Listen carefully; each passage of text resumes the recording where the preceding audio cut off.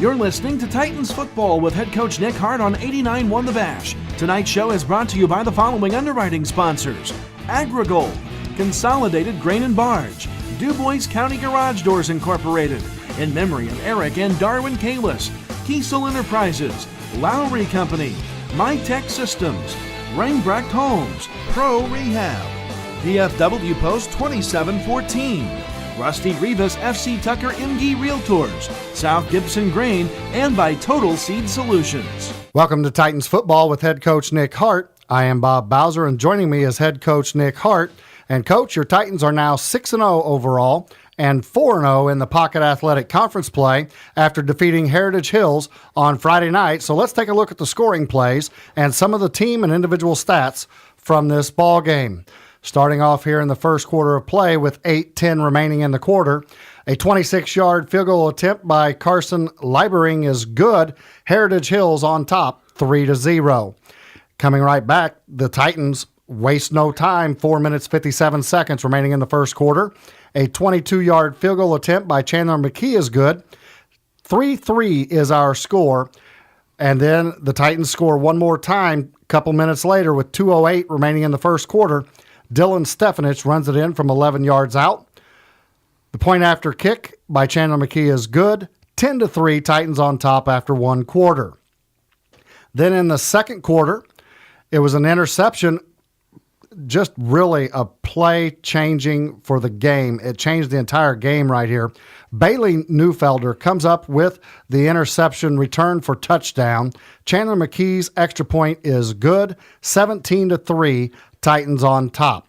And then with 1 minute and 8 seconds remaining in the first half of play, Isaac Sellers runs it in from 1 yard out. The point after kick by Chandler McKee is good. 24-3, the Titans lead at halftime. Then in the third quarter, it was more of the Titans. With 8:08 remaining in the quarter, Isaac Sellers completed a pass to Dawson Witt for 8 yards. The extra point kick is good by Chandler McKee. 31-3, Titans on top. And then with 4:32 remaining in the quarter, Dylan Stefanich runs it in from 4 yards out. The extra point by Chandler McKee is good. 38-3, Titans on top. And the only score in the fourth quarter was 6.5 minutes remaining in the ball game. Kendall Carter ran it in from 11 yards out. Liebering kick is good. And that brings us to the final score. The Gibson Southern Titans 38, Heritage Hills Patriots 10, and a big victory for the Titans at home at Jack Jewell Field. You know, a huge victory over a very good football team and a great program. And you were right. The Bailey pick six, really kind of was a game-changing play.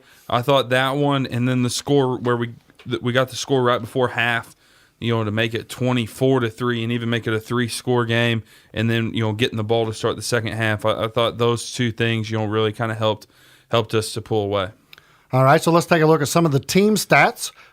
First off, on total offense, Heritage Hills Patriots, 199 yards of total offense, and a lot of that had to come probably on that opening drive of the ball game, which they started out, they were helped out, first of all, by poor kick coverage.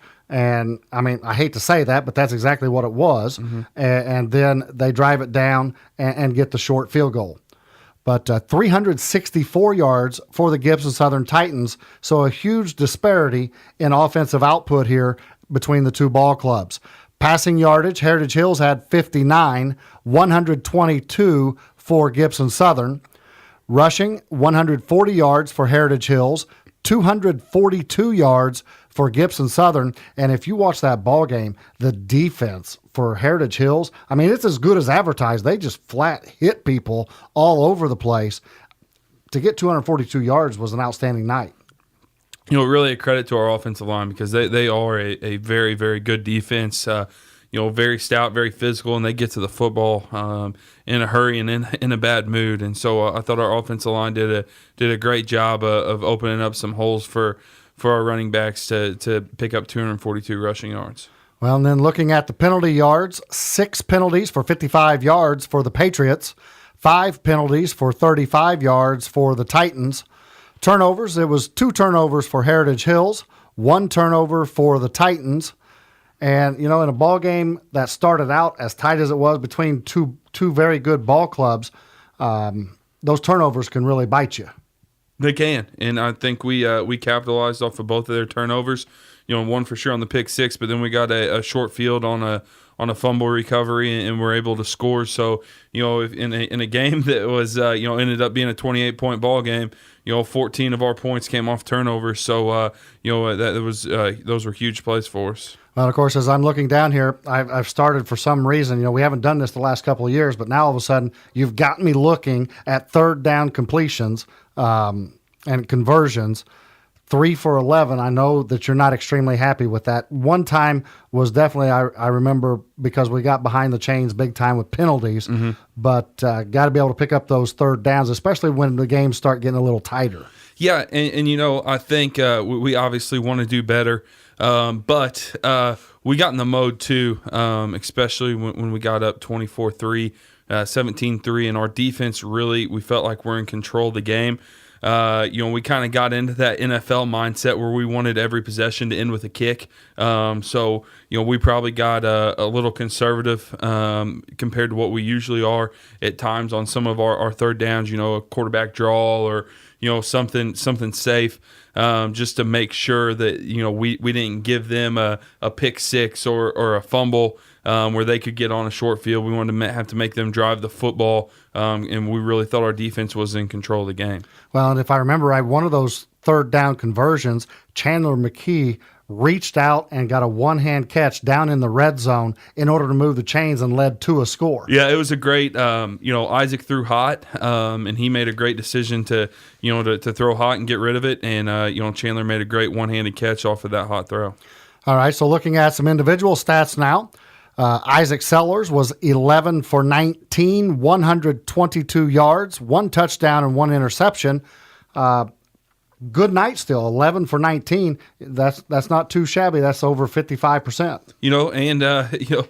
They were dropping 8 most of the night. They'd bring pressure every once in a while and mix it up on us. But, when teams are dropping 8, there's those holes get pretty tight, to throw the football. So I thought, it might not have been the 300-yard night or something that we're used to at times, but, a very efficient night through the Air Force. All right, so let's take a look at some of the rushing stats now. Isaac Sellers had 20 carries for 120 yards and a touchdown. Dylan Stefanich had 13 carries, 54 yards, and 2 touchdowns. Chandler McKee had 5 carries for 35 yards. Mitchell Spindler come in. The freshman did an outstanding job when you put him in the ballgame there.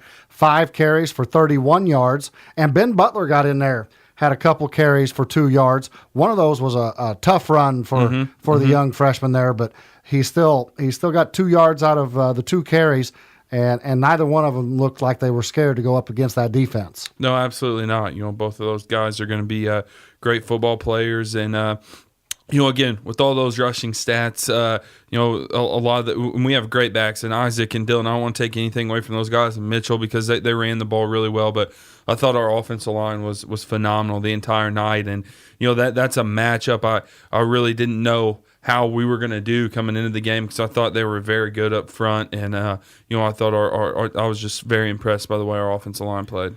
Well, and then looking at some of the individual receiving stats, Chandler McKee led the way with 5 receptions, 72 yards. Wes Obermeyer had 2 receptions for 25 yards. Nick Maurer had 3 very big receptions on the night for 17 yards. Dawson Witt had a big one for 8 yards, and I'd swear to you, at 6'4" tall, I think he jumped from the 5-yard line and dove into that end zone and had room to spare, as he did get the touchdown on that 8-yard reception. So, again, 4 different guys coming up with big catches on the evening, and some of them were mighty big. And theme of the show so far here, but on Dawson's touchdown catch on the wide receiver screen, Heritage Hills played that almost perfect textbook, and our offensive line did a great job of, Heritage Hills flew to the screen and our guys just kicked him out, and, Dawson made a great play to get in the end zone, but, it was just a phenomenal play by our offensive line to get out there and give Dawson a chance to make a play. Well, and one stat that I normally don't talk about very much because, number one, you don't do it very often, but on this night there were 4 punts. Chandler McKee, 41.3-yard average on his punts. That is terrific. And I remember one of the punts I had mentioned in the broadcast was a perfect spiraling punt, drove it back deep inside the 10-yard line, and he just did a phenomenal job of punting. But again, as often as you guys get close to the other team's punter to blocking punts, and you had some that were close the other night, there's not much colored jerseys back there bothering Chandler. It's catch the ball and put your right leg into it. Yeah, our punt team does an excellent job of protecting, and I know what you're talking about. Is a big play is right after Bailey's pick six, we were up 17-3, and we punted. It was probably a place where some games we might elect to go for it, but because we were at like their 45-yard line, and Chandler gets like a 40-yard punt, 45-yard punt, pins him at the 5. Defense does their job. We get pressure on the punter and force a bad kick, and then, we take over at like the 30 or 35-yard line, and that's when we were able to get the touchdown right before half to extend it to 24-3. So, a huge hidden yardage there by our punt team and our defense and our punt block team to help set the offense up. Well, and speaking of that shanked punt there by their punter, I mean, until that one, he had been punting the ball very well also. It's a matter, both teams had punters that were just flat booming the ball this past Friday night. But Chandler did a great job, never got rushed on any of them. Fortunately, the punt coverage team did get in there and forced on that series, as you mentioned, a shank, which changed the complexion of the stats for the young man from Heritage Hills. But either way, I'm ready to see Caleb Carpenter get into that Deion Sanders high knee kick mode, because when he does, I know he's going deep and taking it to the house. Oh yeah. He's very electric whenever he can get his hands on it, and they did a good job of keeping the ball away from him on Friday. Well, let's go over to the defensive side of the ball, where Trace Matzel led the way. He ended up with 14 tackles, 10 solo, 4 assists, and a busted nose. That's what you told us on the post-game show. If our listeners were paying attention to the post-game show, is, boy, I tell you what, he got rocked and wasn't for sure what was going to take place. And I'm just up there saying, please, no injuries, especially as wide a margin as the score was. And you at least made the weekend worthwhile, knowing that, yeah, he got a little busted nose, but nothing major. Yeah, and like I said on the post-game show, he's not very good looking to begin with, so it's not going to affect him too much. But no, Trace is he's playing really good football, and it seems like every week we get on here and Trace Matzel led the way on tackles. It's starting to become a regular part of the show. He's playing some fantastic football, and Friday night was maybe his best game of the year. Well, and how about Caleb Stiesel coming through, having 11 tackles? He was in on 5 solos, 6 assists, and this young man is the anchor of the defense right up there in that nose position and just swallows everything up whole. I mean, it's hard to be an interior lineman and get in on 11 tackles in a game. It's really hard because you face a lot of double teams in there. The ball goes outside, and sometimes you don't stand a chance. So to get in on 11 tackles as an interior lineman is a very, very impressive game. And Caleb was, a huge reason why our defense was so successful on Friday. Well, and of course, in a lot of defensive schemes, the defensive lineman, their responsibility is to take on all blockers, so that way those linebackers can run free. So Trace Matzel can have his 14 tackles. So Luke Miller can come in there with his 10 tackles, 3 solo, 7 assists, and a tackle for loss. So, for him to come up with that many tackles is outstanding. Mm-hmm. And as you're talking about Luke had his best game of the year. A play that sticks out in my mind, it was like 3rd and 2. They were just across midfield. In fact, it was right after Isaac threw the interception. They had a 3rd and 2. They were right across midfield. And they ran a little like power pitch, and Trace ran through an open gap and threw the kid for like a 4-yard loss, and actually knocked them out of being able to go for it on 4th down because he ran through and made such a great play, and that was by far Luke's best game of the year. Well, and he was a heat-seeking missile on that play, because as we're looking at it, if you were behind the defense watching from right to left, he took off and went right through the B gap and just smoked that play for at least a 3-yard loss. Mm-hmm. So also on the defensive side, Tyler Gady had 8 tackles, 6 solo and 2 assists. Caleb Carpenter had 8 tackles, 3 solo and 5 assists, and Isaac Cox had 5 solo tackles, 1 tackle for loss on the evening. So several different hats still getting to the football. And really, yes, I know Tyler Gady's up there in tackles and Caleb Carpenter's up there in tackles as well. But for the most part, it's your linebackers. Your 2 inside linebackers were your top 2 tacklers out of the top 3, and your nose tackle was in there as well. And when you put Carp and Gady in there, when we face double tight teams, our safeties really become like extra linebackers. So when we play teams like Heritage Hills, we don't mind seeing our safeties leading us, being up there towards the top in tackles. Now we play a spread team this week, so if they're at the top tackles this week, it's a little bit different discussion. But scheme wise this week, I thought both Tyler and Caleb did a great job of helping us fill in on the run. All right, Coach, so let's take a quick break here, and when we come back, we'll get to your overall thoughts from game number 6 concerning the offense, defense, and special teams. But right now, we need to thank some of the underwriters of Titans football with head coach Nick Hart on 89.1 The Bash. You're listening to Titans football with head coach Nick Hart on 89.1 The Bash. Tonight's show is brought to you by the following underwriting sponsors: A&B Contracting, Best One Tire, Gerald and Trudy Bledsoe, Cox Family Eye Care, Freudenberg Mini Mart, Jackson Seed Service, Kissel Farms, Marshall Disposal, Pole Concrete Construction, Sandy's Pizza, T. Konya Distributing, United Fidelity Bank, and by Vertical Tile. Are you considering getting a degree from a 4-year university? Well, did you know that by spending your first 2 years at a community college, you can not only receive a high-quality education with a transferable degree, but you can also save thousands on tuition? Illinois Eastern Community Colleges offers an exceptional value of education for transfer students.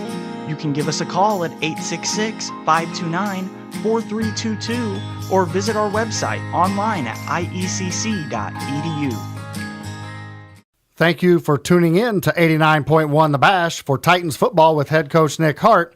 All right, Coach, let's start with your thoughts from the offense from week number 6 against Heritage Hills, a week in which you played against a very stout you faced defenses. South Spencer, they were tough as nails, tackle to tackle. Princeton was tough as nails, B-gap to B-gap. But with this team, they were just flat laying the wood out there on Friday night. And your offense come around, I thought offensively, Isaac got it started off there in the first quarter with some great mesh reads, keeping the football. Then they started keying on him, which then opened up the rest of the offense. Yeah, it did. And I thought for going against a great defense like Heritage Hills, I thought our offensive execution was very, very good. And if you kind of look at it, I kind of thought this on Saturday night or Friday night, but going back and watching tape, if you look at it, whenever we got they caused some 3 and outs. Whenever we got a first down and kind of got our rhythm and tempo going, we usually converted, the drive into points. When they caused the 3 and out, they kind of won. That was kind of the battle, because they were throwing some different looks at us and stuff. And once we really got rolling and got that first down and could really get the tempo going, it limited their looks a little bit. And I thought, that just kind of allowed us to get on a roll and go. But, 364 yards might not be the gaudy statistics that we're used to, but 364 yards against those guys is like gaining 500 against a lot of teams. So I was just very impressed with the way our offense executed. Well, and as you look at this ball game, the way it started out, you have 2 undefeated teams coming in at 5-0 apiece. Heritage Hills has been doing it by defense. Your ball club. Now realize we've been there for every second of every game this year. Your ball club has been doing it on both sides of the ball but the offense, obviously, offense always gets all the praise, and defense wins you championships. And both sides have been doing the job. But yet it starts out, it's a 3-3 ball game, and I'm like, you know what? We're in for one of those down to the wire nail biters. And then all of a sudden, defense stepped up. So let's talk a little bit about your defense. How did they fare? Did you feel how they fared in this ball game against Heritage Hills? I thought they were incredible, and very, very impressed. I didn't know going in how we would handle. For as physical as Heritage Hills is on defense, and I think that's a little bit easier to see, they're just as physical on offense with their offensive line and their running backs leading up.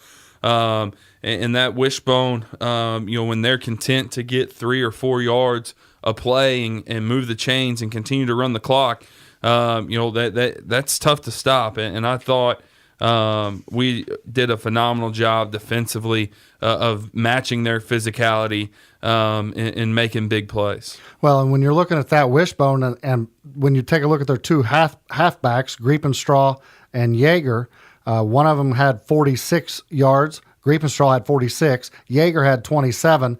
Both of them just averaged 3.3 or 3.4 yards per carry. That's an outstanding job by the defense right there. Yeah, it is. And very, very impressed with the way we played. And I thought the great thing is we continued it throughout the night. I think a little bit of our defense, a knock that maybe I've had on our defense this year is, we'd play good for 3 or 4 series and then let our guard down and give one up. And, I thought we played very well throughout Friday night. So let's go over to the special team side now, because obviously, again, extra points, fantastic job. Kickoff returns, there weren't that many, so there's not much to talk about there, even though I thought they did a fine job. Punt return, they had pressure on. Mm-hmm. Boy, there was one time, the very first time I remember that they had one bounce, the snap back to the punter, and I'm like, man, we could have got that one, but you had the punt return on. Yeah, or we were on punt safe. Yeah, I think they bounced 2 back, and it just so happened the times they bounced 2 back, they were in like 4th and 3 or 4th and 4, so we were in punt safe. But I thought our punt block team was really good because we caused a lot of pressure and forced a bad kick, and our punt team was phenomenal the entire night. And our kickoff team had moments of being really, really good. The first one was obviously not good, and they also got close to popping another one on us. But, credit them. They had a very good scheme blocked up that we hadn't seen on their kickoff return. And Coach West, who's our special teams coach, once we saw it, made a great adjustment to it and got what we were doing wrong corrected against that scheme. And then, we were good the rest of the night. So I thought our kickoff team responded well, once we, kind of corrected what was going wrong. So, Coach, as you're looking at this ball club, coming in, you had lost 30-plus seniors from the year before, a year where you get to Sema State, close and getting yourself to Indianapolis for that championship at the Dome. You lost 32 seniors, and now you come in and you've got to replace a lot of people on offense and defense. And, boy, I tell you what, I've been very, very impressed with them on both sides of the ball and even the special teams. Is this group, how much more room can they grow? A lot. Don't give me that coach speak now. Come on. We do. I'm very proud of where we're at. But to get to where this group wants to be, and that's late October, early November. We're still on the upswing and getting better. There still is a lot we can continue to improve at as we move forward. So Friday was definitely a step in the right direction. I think one thing, and kind of my message to the team after the game is, after that Princeton week, I didn't think we prepared extremely well going into that game. We changed a little bit in practice, how we were going to go about our business and stuff, and really our 2 best practices of the year were Tuesday and Wednesday leading into this game, which is our 2 really big work days in the practice week, and then that paid off on Friday night. So I think for us as the coach that we're there every day and stuff. That's where we can continue to get better.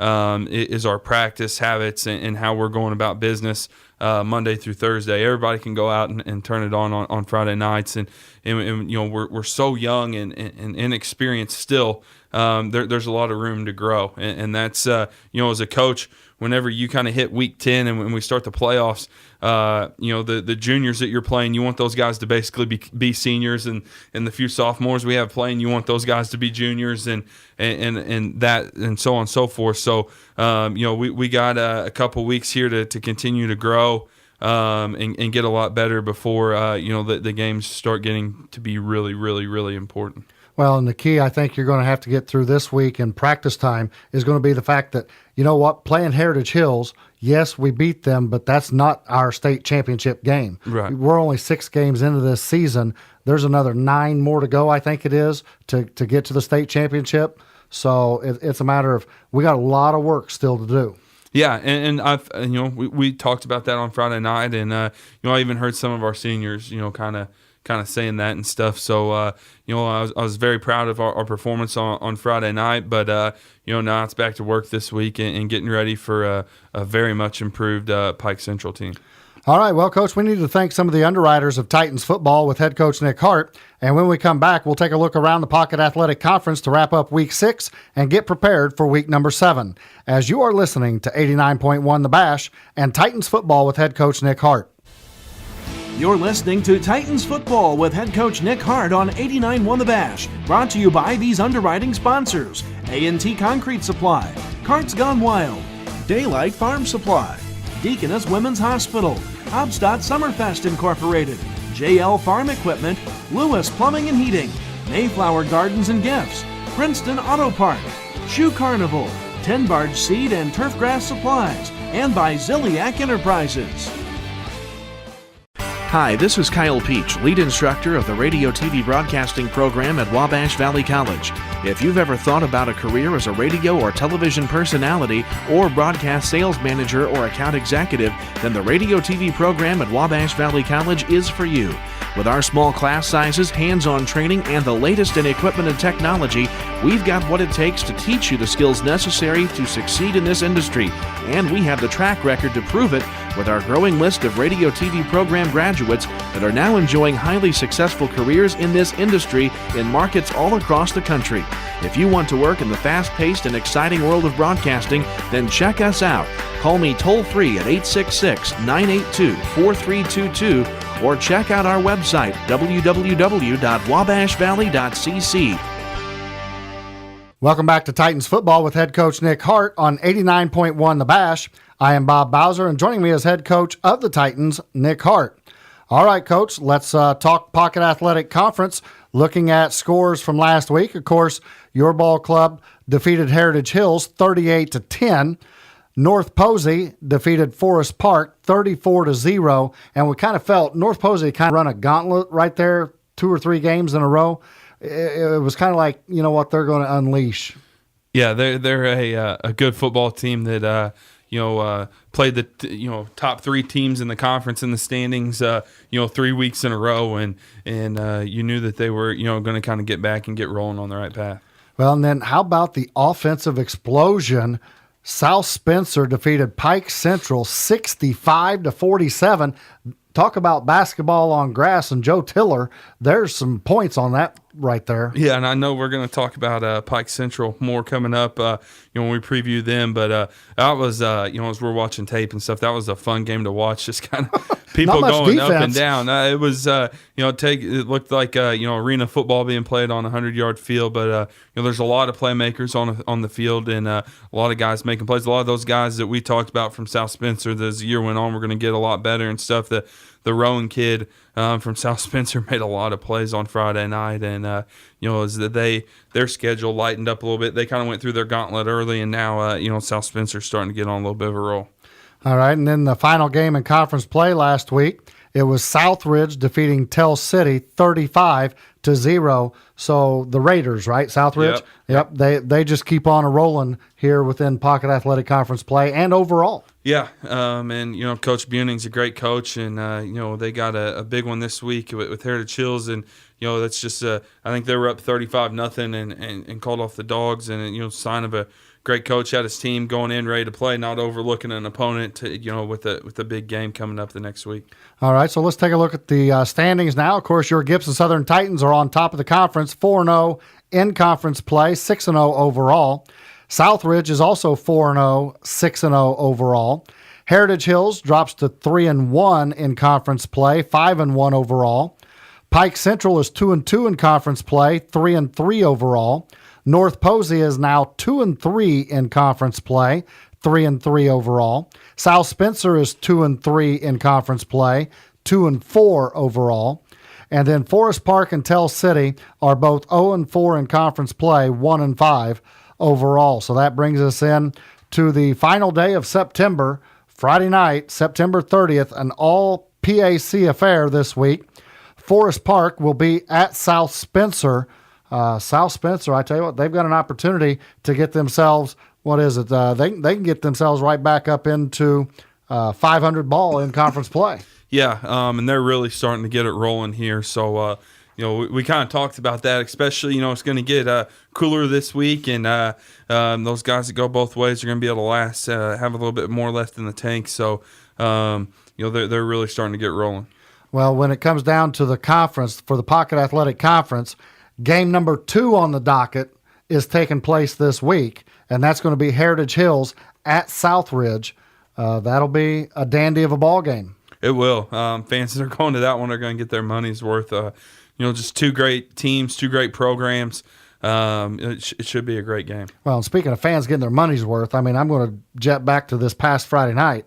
There was a huge crowd. Your stands were completely full. The end zone was probably 70% full.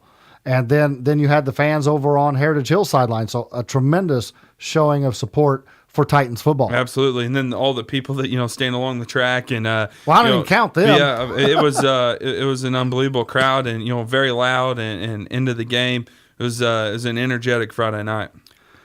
And, of course, you have Tell City at North Posey on Friday night as well. North Posey's playing at home, and an opportunity for them to also get back to playing 500 ball within the conference. Yeah, and as they've gone through that gauntlet here, they're going to get back rolling and kind of get revved up for the sectional. And, of course, that's going to leave us the one final game, Pike Central at Gibson Southern. So let's take an opportunity here to take a break and thank some of the underwriters of Titans football with head coach Nick Hart. So right now when we come back, we're going to get it all set up and ready to go as your ball club will take on Pike Central at home on Friday night, 6:30 p.m. ball game. So we're going to take a break. When we come back, we'll get more from head coach Nick Hart right here on 89.1 The Bash.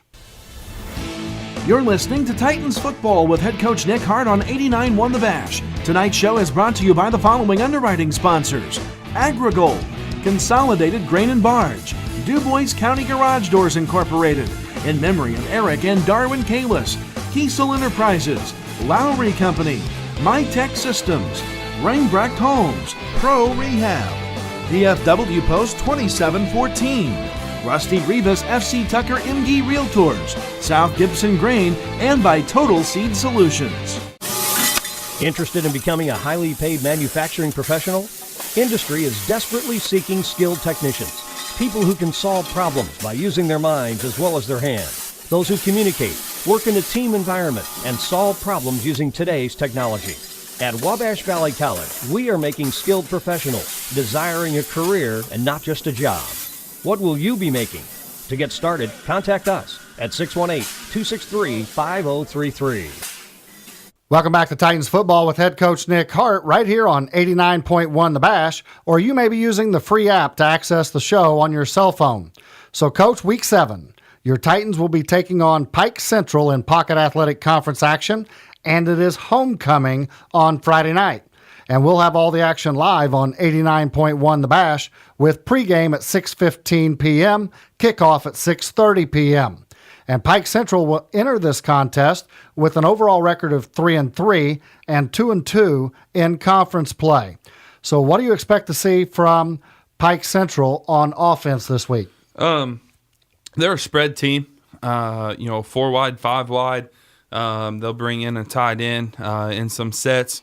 They have a running back, Jalen Owens, that seems like he's been there, for 6 or 7 years now because he's played ever since he's a freshman. It's a great football player, and they threw for 399 yards last week against South Spencer in that up and down affair. So they have a kid that's leading the conference in receiving right now. That's their main target that works mostly out of the slot.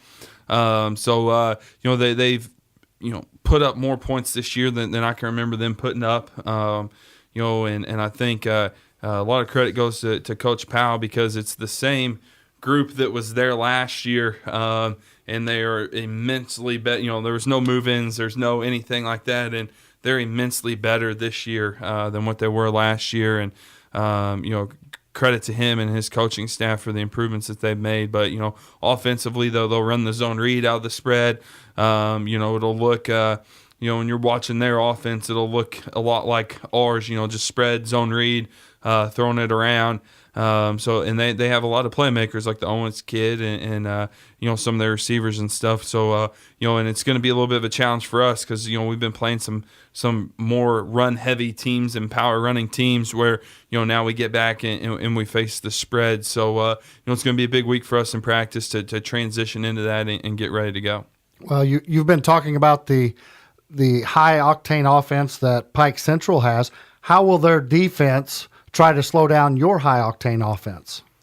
They're a four-man front, and they run a lot of quarters coverage on defense. So, that's really what we're expecting to see.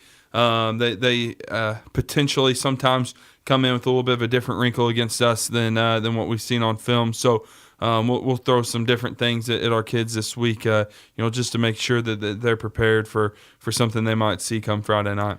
All right, so let's go to the special team side of the football. What do you see out of their kickoff returns, punt returns, extra point opportunities? I mean, they had a lot of them last week, so you should have a pretty good idea of what they're going to do on extra points. Kicker's very good.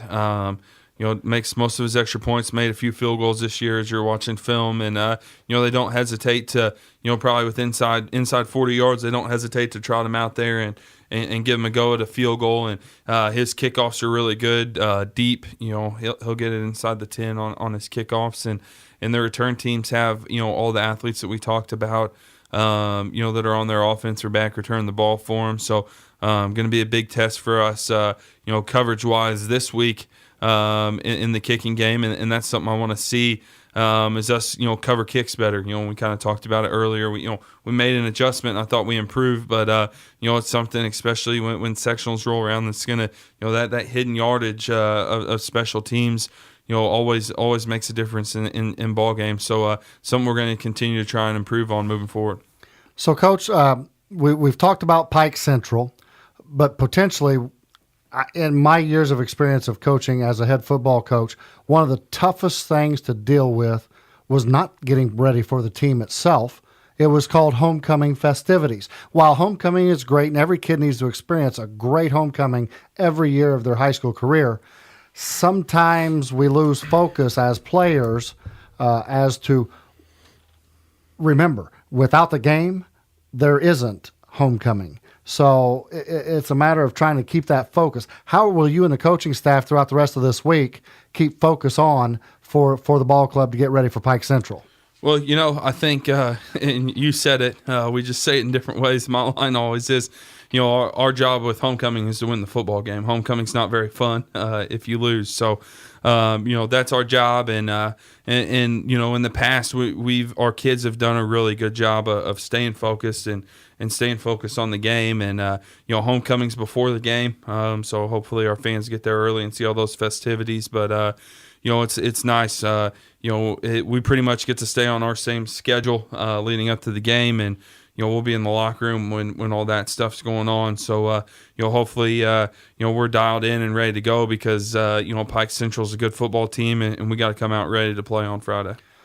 All right, and one other thing I'll bring in here, usually I bring in a segment where you can talk about anything else, but as we were talking Friday night, as Jason and I were talking about it, when I look at your lower level programs, JV, freshman, 8th grade, 7th grade, I'm thinking there's only 2 losses in the whole program right now. Mm-hmm. One of those was 8th grade, and they lost to an Evansville Central team in a week where they played 2 games in that week. Right, yep. And then the other loss was your JV ball club. Lost to Henderson County. Lost a tough one at Henderson. Yeah, and in that game we had a chance to win it late and just weren't able to do it in a 4-point game. But, our lower levels are playing really well and swept through last week undefeated. And it's a big week this week as our JV will go to Heritage Hills and freshmen get to go play in the Wrights Bowl Thursday night against Wrights. So big week for the lower levels.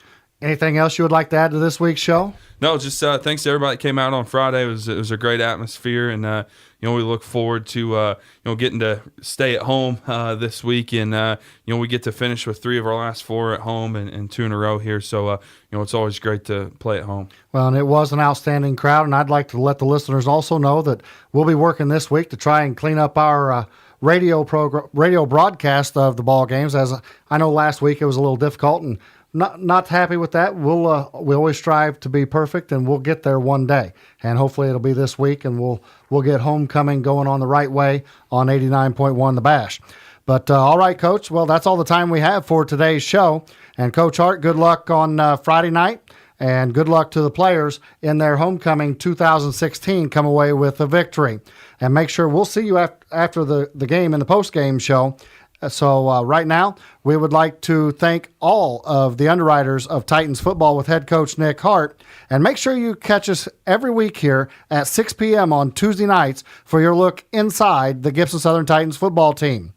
Before we sign off, though, we would like to thank all of the underwriters of Titans football with head coach Nick Hart on 89.1 The Bash. This has been Titans football with head coach Nick Hart on 89.1 The Bash. The show is made possible by our underwriting sponsors: Ziliak Enterprises, DFW Post 2714, Vertical Tile, Total Seed Solutions, Tin Barge Seed and Turfgrass Supplies, T-Conia Distributing, United Fidelity Bank, South Gibson Grain, Shoe Carnival, Sandy's Pizza, Rusty Reeves FC Tucker MG Realtors, Reinbrecht Homes, Princeton Auto Park, Pro Rehab, Pole Concrete Construction, MyTech Systems, Mayflower Gardens and Gifts, Marshall Disposal, Lowry Company, Lewis Plumbing and Heating, Kissel Farms, Kiesel Enterprises, JL Farm Equipment, Jackson Seed Service, in memory of Darwin and Eric Kalis, Hubstadt Summerfest Incorporated, Freudenberg Mini Mart, DuBois County Garage Doors Incorporated, Deaconess Women's Hospital, Daylight Farm Supply, Cox Family Eye Care, Consolidated Grain and Barge, Carts Gone Wild, Gerald and Trudy Bledsoe, AgriGold, A&T Concrete Supply, A&B Contracting, and by Wabash Valley College. Join us next week for Titans football with head coach Nick Hart right here on 89.1 The Bash.